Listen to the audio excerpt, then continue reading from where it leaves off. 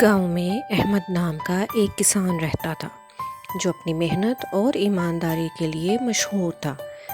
अहमद सुबह सवेरे उठता, खेतों में काम करता और जो फसल तैयार होती उसे बाज़ार में बेच देता। वो कमाता कम था मगर हमेशा खुश और मुतमईन रहता था।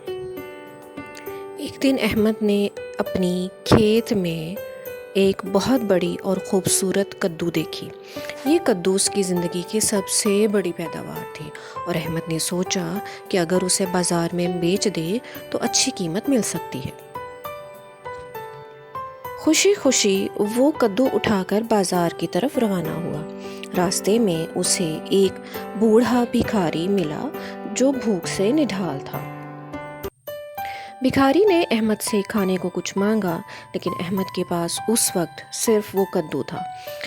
उसने सोचा कि ये कद्दू बेचकर पैसे कमा सकता है, मगर फिर उसने भिखारी की हालत देखी, उसकी इंसानियत जागी और उसने बग़ैर किसी लालच के वो कद्दू भिखारी को दे दिया।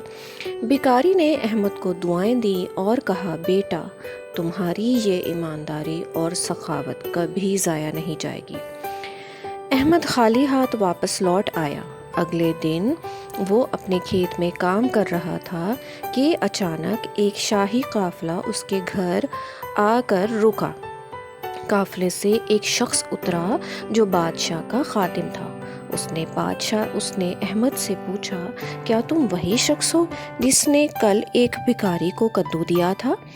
अहमद ने सर झुकाकर जवाब दिया, जी हाँ, वो मैं ही था। खादम ने मुस्कुराते हुए बताया, वो भिखारी दरअसल हमारे बादशाह थे जो अपनी राया की ईमानदारी का इम्तिहान ले रहे थे। वो तुम्हारी सखावत से बहुत मुतासिर हुए हैं और तुम्हें इनाम देना चाहते हैं।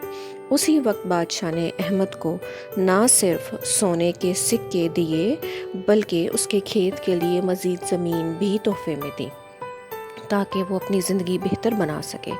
अहमद हैरान और खुश हुआ कि उसकी ईमानदारी और सखावत ने उसे ऐसा इनाम दिया जिसका उसने कभी सोचा भी न था।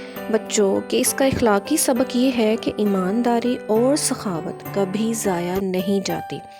जो दूसरों के लिए भलाई करता है उसे ज़िंदगी में हमेशा बेहतरीन इनाम मिलता है।